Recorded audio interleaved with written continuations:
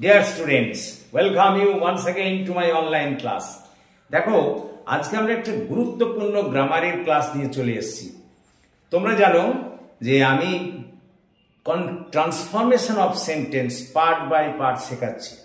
তো প্রথমে আমরা অ্যাফার্মেটিভ টু নেগেটিভ সেন্টেন্সে পরিবর্তন শিখছি, অর্থাৎ তোমাকে সদর্থক বাক্য দেওয়া থাকবে, তার থেকে না সূচক বাক্যে নিয়ে যেতে হবে। Affirmative sentence to negative sentence. দেখো আমি তোমাদের প্রথম ক্লাসেই বলেছি, ফার্স্ট পার্টটা তোমরা বোধহয় দেখেছো, আমি অলরেডি দেখিয়েছি যে আমাদের যখন অ্যাফার্মেটিভ সেন্টেন্স থেকে নেগেটিভ সেন্টেন্সে যেতে হবে তখন জেনে রাখো বাক্যটাকে নাবাচক করতে হবে, কিন্তু অর্থের কোনো পরিবর্তন করা যাবে না। লক্ষ্য করো, বাক্যটাকে আমরা নাবাচক করব, কিন্তু বাক্যের অর্থের কোনো পরিবর্তন করা যাবে না। অর্থ কিন্তু অ্যাজ ইট ইজ থাকতে হবে, মিনিং এক রেখে বাক্যটাকে নাসূচক করতে হবে। কথাটা বোঝার চেষ্টা করো। তো এখন আমি তোমাদের ফার্স্ট পার্টে দেখিয়েছি, যেমন মনে করো তোমাকে বললাম Ram is a good boy, Ram is a good boy, Ram ভালো ছিল, এর নাসূচক করো। তো তুমি যদি বলো যে Ram is not a good boy, তাহলে কিন্তু অর্থের পাল্টানো হয়ে গেল, অর্থ পাল্টে গেল, ওটা হলো না। তোমাকে করতে দিয়েছে Ram is a good boy, তুমি যদি তার নেগেটিভ করে দাও Ram is not a good boy, তাহলে দেখো দিয়েছিল তোমাকে রাম ভালো ছেলে, আর তুমি বলে দিলে রাম ভালো ছেলে নয়, তাহলে তো অর্থ পাল্টে গেল, ওটা কিন্তু নেগেটিভ হলো না। তাহলে কি করবে? Ram is not a bad boy, Ram খারাপ ছেলে নয়, তার মানেই তো রাম ভালো ছেলে। দেখো এইভাবে কিন্তু অর্থের পরিবর্তন না করে আমরা অ্যাফার্মেটিভ থেকে নেগেটিভ সেন্টেন্সে যাই। এটা আমরা আগের দিন এই নিয়মটা শিখিয়েছি, আমার আগে এটা দেখে নিও ভিডিওটা, তাহলেই বুঝতে পারবে। আজকে আমরা খুব গুরুত্বপূর্ণ জিনিস শিখব। একেবারে তোমাকে বলতে পারো ছক বাঁধা নিয়মের মধ্যে দিয়ে তুমি করে ফেলতে পারো, দেখলেই করে ফেলতে পারবে। কিরকম? আজকে আমরা দেখাবো বাক্যে যদি অনলি বা অ্যালোন থাকে, কোনো বাক্যে অনলি বা অ্যালোন থাকে এবং তোমাকে অ্যাফার্মেটিভ থেকে নেগেটিভে নিয়ে যেতে বলে, তুমি সেক্ষেত্রে কি করবে? আজকে আমরা দেখছি যে সমস্ত বাক্যে অনলি বা অ্যালোন আছে সেগুলোকে কি করে আমরা অ্যাফার্মেটিভ থেকে নেগেটিভে নিয়ে যাব। 1 নম্বর নিয়ম, ভালো করে শোনো। যদি দেখো, ভালো করে শোনো, প্লিজ লিসেন টু মি, যদি দেখো কোনো বাক্যে অনলি বা অ্যালোন আছে, অনলি বা অ্যালোন, অ্যালোন মানে এলওএনই, অনলি বা অ্যালোন আছে, তারপরে কোনো ব্যক্তির নাম উল্লেখ আছে, মানে ব্যক্তিবাচক শব্দ আছে। This is very important. Only বা অ্যালোন আছে, তারপরে কোনো ব্যক্তিবাচক পদ আছে, সে ব্যক্তির নাম বা ব্যক্তিবাচক পদ যাই থাক সেটা আছে, এবং সেরকম বাক্যকে তোমাকে নেগেটিভে নিয়ে যেতে বলেছে। আমি আবার বলি, চেনার নিয়ম কি? অনলি বা অ্যালোনের পর ব্যক্তিবাচক শব্দ থাকবে। আবার বলি, অনলি বা অ্যালোনের পর ব্যক্তিবাচক শব্দ থাকবে, আর তোমাকে নিয়ে যেতে বলবে নেগেটিভ সেন্টেন্সে। যে সমস্ত বাক্যে অনলি বা অ্যালোন আছে এবং তারপরে, ঠিক তারপরে কোনো ব্যক্তিবাচক শব্দ আছে, তাহলে সেক্ষেত্রে যদি তোমাকে নাসূচক বাক্য গঠন করতে বলে, কিচ্ছু না, তুমি কি করবে? ওই অনলিটাকে তুলে দেবে, অনলিটাকে তুলে দিয়ে নান বাট বসিয়ে দেবে, NON, নান, BUT, বাট, বাকি সব এক থাকবে। আমি আবার বলি, যদি কোনো বাক্যে তুমি দেখো অনলি বা অ্যালোন আছে, তারপরে কোনো ব্যক্তির নাম উল্লেখ আছে বা ব্যক্তিবাচক শব্দ আছে, তাহলে তুমি সঙ্গে সঙ্গে কি করবে? যদি তোমাকে নেগেটিভ সেন্টেন্সে নিয়ে যেতে বলে, অনলি বা অ্যালোন তুলে দিয়ে তার জায়গায় নান বাট বসিয়ে দেবে, বাকি সব অ্যাজ ইট ইজ। যেমন করো, আমি যদি বলি only the boys can play football, only the boys can play football, তোমাকে নিয়ে যেতে বলেছে নেগেটিভ। দেখো অনলি আছে, তারপরে দ্য বয়েজ তো নিশ্চিতভাবেই ব্যক্তিবাচক, তাহলে অনলি তুলে দাও, none but the boys can play football. শুধু অনলিটা তুলে দিয়ে নান বাট বসিয়ে দেবো, বাকি এক রেখে দেবো।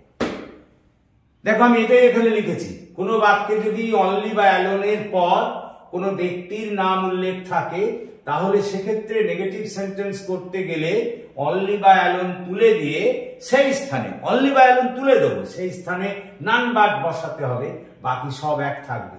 যেমন only Rambabu can do this work, দেখো অনলি আছে, তারপরে রামবাবু ব্যক্তির নাম, রামবাবু জায়গা আমি অনলিকে তুলে দিলাম, অনলিকে তুলে দিয়ে নান বাট বসালাম, none but Rambabu can do this work.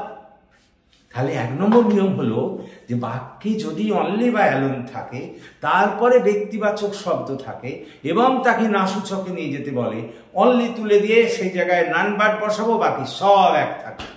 যেমন করো only can ladies do the house hold work, only can only the ladies can do house hold work, only the ladies can do house hold works.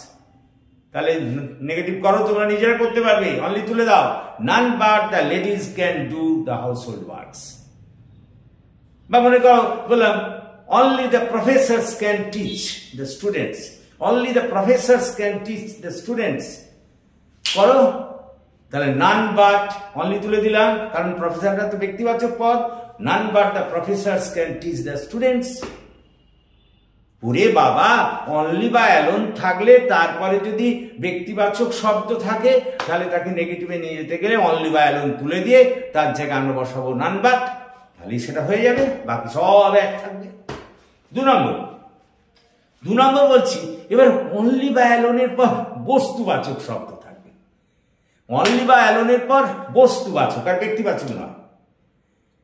আমি যদি দেখি only বা অ্যালোনের পর বস্তুবাচক শব্দ আছে, বস্তু যে কাঠ, খড়, লোহা, এইরকম টাইপের বস্তুবাচক শব্দ, এবং তোমাকে নাসূচক বাক্যে নিয়ে যেতে বলেছে, তুমি কি করবে? ওখানে যেমন নান বাট বসাচ্ছিলে, এখানে অনলি বা অ্যালোন তুলে দিয়ে নাথিং বাট বসিয়ে দাও। আমি আবার বলি, অনলি বা অ্যালোনের পর যদি বস্তুবাচক শব্দ থাকে এবং তোমাকে নেগেটিভ সেন্টেন্স করতে বলে, তুমি সঙ্গে সঙ্গে কি করবে? ওই অনলি বা অ্যালোন তুলে দিয়ে সেই জায়গায় নাথিং বাট, বাকি সব এক থাকবে। আবার বলি, যদি দেখো বাক্যে অনলি বা অ্যালোন আছে, তারপরে বস্তুবাচক শব্দ এবং সেটাকে তোমাকে নাসূচক বাক্যে নিয়ে যেতে বলছে, তুমি অনলি বা অ্যালোন তুলে দিয়ে তাই জায়গায় নাথিং বাট বসিয়ে দেবে। যেমন আমি যদি বলি only the iron is the hardest metal in the world, only the iron is the hardest metal in the world. তো আয়রন তো ভাই বস্তুবাচক শব্দ, তাহলে অনলি এখানে তুলে দেবো, দিয়ে কি বলবো? বলো নাথিং বাট, যেহেতু বস্তুবাচক শব্দ আছে অনলি বা অ্যালোনের পর, তাহলে nothing but the iron is the hardest metal in the world. বা যদি আমি বলি only the wrist watch can give proper time, only the wrist watch can give proper time, তো রিস্ট ওয়াচ তো বস্তুবাচক। তাহলে আমরা জানি অনলির পরে যদি বস্তুবাচক শব্দ থাকে, তাহলে ওই অনলিকে তুলে দিয়ে আমাকে নাথিং বাট বসাতে হবে। তাহলে nothing but the wrist watch can give proper time. কতটা বোঝার চেষ্টা করো। বা only the milk can give us strength, only the milk can give us strength. অনলির পরে কি আছে? দ্য মিল্ক, বস্তুবাচক। তাহলে অনলি তুলে দিয়ে এখানে কি বসাতে হবে? Nothing but. তাহলে nothing but the milk can give us strength. তাহলে আমরা কি শিখলাম? 1 নম্বরে শিখলাম অনলি বা অ্যালোনের পর ব্যক্তিবাচক শব্দ থাকলে নাসূচক করতে গেলে অনলি তুলে দিয়ে সেখানে নান বাট বসা দেবো, বাকি এক থাকবে। 2 নম্বর শিখলাম অনলি বা অ্যালোনের পর যদি আমরা বস্তুবাচক শব্দ দেখি, অনলি বা অ্যালোনের পর যদি বস্তুবাচক শব্দ দেখি, তারপর সেক্ষেত্রে যদি নাসূচক করতে বলে, তাহলে আমরা ওই অনলি বা অ্যালোন তুলে দিয়ে সেখানে নাথিং বাট বসাবো। দেখো আমি এটাই লিখেছি, কোনো বাক্যে অনলি বা অ্যালোনের পর বস্তুবাচক কোনো শব্দ থাকলে তাহলে সেক্ষেত্রে অনলি বা অ্যালোনের পরিবর্তে নাথিং বাট বসাতে হবে, বাকি সব এক থাকবে। যেমন only wrist watch can give proper time, wrist watch তো বস্তুবাচক, সেই জন্য আমরা নাথিং বাট বসিয়েছি, nothing but wrist watch can give proper time. এবার 3 নম্বর, অনলি বা অ্যালোনের পর যদি দেখো তুমি কোনো সংখ্যা বা এজ, বয়স, উচ্চতা, এই রকম কিছু শব্দ আছে, কারো বয়স, কারো উচ্চতা বা কারো কোনো সংখ্যাবাচক কোনো পদ আছে এবং প্রথমে অনলি বা অ্যালোন আছে, তাহলে না সূচক করবে কি করে? কিচ্ছু না, সেক্ষেত্রে অনলি তুলে দিয়ে নট মোর দেন বসাতে হবে, বাকি সব এক থাকবে। আমি আবার বলি, যদি দেখো কোনো বাক্যে অনলি বা অ্যালোন আছে এবং তারপর কোনো সংখ্যাবাচক পদ কিংবা বয়স কিংবা উচ্চতা আছে, অনলির পর বয়স আছে, অনলির পর উচ্চতা আছে, অনলির পর কোনো সংখ্যাবাচক শব্দ আছে, এরকম থাকলেই অনলি বা অ্যালোন তুলে দিয়ে সেই জায়গায় নট মোর দেন, সেই জায়গায় নট মোর দেন। যেমন মনে করো he is only 9 years old, he is only 9 years old, he is only, অনলির পর কি আছে 9 years old বয়স, তাহলে অনলি তুলে দেবো, ওর জায়গায় not more then, not more than, তাহলে he is not more than 9 years old। বা মনে করো he is 6 feet, he is only 6 feet 3 inches, he is only 6 feet 3 inches, এখানে উচ্চতা আছে, তাহলে হি ইজ নট মোর দেন, বলছি তো এখানে অনলি তুলে দিয়ে তার জায়গায় নট মোর দেন বসাতে হবে। তাহলে এক্ষেত্রে নিয়ম হচ্ছে, যদি দেখো অনলির পরে কোনো সংখ্যাবাচক শব্দ কিংবা কারো বয়স কিংবা কারো উচ্চতা, কোনো দৈর্ঘ্য প্রস্থ এসব উল্লেখ আছে, তাহলে সেক্ষেত্রে অনলি তুলে দিয়ে not more than.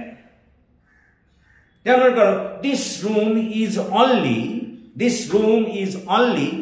20 meters long, this room is only 20 meters long, তাহলে এখানে কি তো সংখ্যাবাচক পদ আছে 20 meters long, তাই নয় কি দৈর্ঘ্য বোঝাচ্ছে, তাহলে কি করলে দিস রুম ইজ অনলিকে তুলে দাও, তাহলে কি হবে এখানে নট মোর দেন, তাহলে this room is not more than 20 meters long। দেখো আমি সেটাই বসিয়েছি, কোন বাক্যে অনলির পর কোন সংখ্যা বয়স উচ্চতার উল্লেখ থাকলে অনলি তুলে দিয়ে নট মোর দেন বসাতে হবে, বাকি সব এক থাকবে। He is only 9 years old, he is not more than, দেখো অনলি তুলে দিচ্ছি তার জায়গায় not more than 9 years old। তাহলে সোজা কথায় অ্যাফার্মেটিভ থেকে নেগেটিভ যাচ্ছি, অনলির পরে ব্যক্তিবাচক শব্দ থাকলে অনলি তুলে দিয়ে সেখানে আমরা নান ভার্ব বসাবো, বাকি সব এক রেখে দেবো, এটা গেল 1 নম্বর নিয়ম। 2 নম্বর, অনলির পরে যদি বস্তুবাচক শব্দ থাকে অনলি তুলে দেবো, সেই জায়গায় নাথিং ভার্ব বসাবো, বাকি সব এক থাকবে। 3 নম্বর, অনলির পরে যদি বয়স উচ্চতা কোনো সংখ্যাবাচক শব্দ থাকে তাহলে সেক্ষেত্রে কি করবো, অনলি তুলে দেবো, তার জায়গায় নট মোর দেন বসাবো, বাকি সব এক থাকবে। এই 3টে আমরা নিয়ম আজকে করলাম। আগের দিনে তোমরা আমার ডেসক্রিপশন থেকে দেখে নিও, আমি আগের দিন কিন্তু একটা এরকমই নিয়ম শিখিয়েছি, আজকে আমরা শেখালাম এটা, তোমাদের আর একদম কোনো ভুল হবে না। পরের ক্লাসে আবারই এরকম কোনো নিয়ম নিয়ে জাস্ট এই অ্যাফার্মেটিভ টু নেগেটিভ আমরা ট্রান্সফরমেশন অফ সেন্টেন্সের সব নিয়মকে এইরকম একেবারে ছকে ফেলা নিয়মে তৈরি করে শেখাবো। আশা করি তোমরা বুঝতে পেরেছ, এবং যদি বুঝতে পারো তাহলে তোমরা এই ক্লাসের কথা তোমাদের বন্ধু বান্ধবদের মধ্যে আরো বেশি করে শেয়ার করো, এবং তোমরাও এই ক্লাসে জয়েন করো। আমি প্রত্যেক দিন ক্লাস নিই, প্রত্যেক দিন এই ক্লাস থাকবে, গ্রামারের ক্লাস। ক্লিয়ার? 9, 10, 11, 12 এমনকি কম্পিটিটিভ এক্সাম যারা দেবে তাদের জন্য এই ক্লাস কিন্তু খুব important. So that's all for this day. So যদি তোমাদের ভালো লাগে তাহলে প্লিজ আরো বেশি করে শেয়ার করো, এবং আরো বেশি করে আমার ক্লাসের কথা লাইক করো, এবং সবচেয়ে বড় কথা, যারা এখন আমার এই চ্যানেলটিকে সাবস্ক্রাইব করোনি, প্লিজ সাবস্ক্রাইব মাই চ্যানেল, আমাকে এগিয়ে আসতে সাহায্য করো যাতে আমি তোমাদের আরো বেশি করে কাজে লাগতে পারি। So that's all for this day. Thank you for watching and listening. So have a nice day.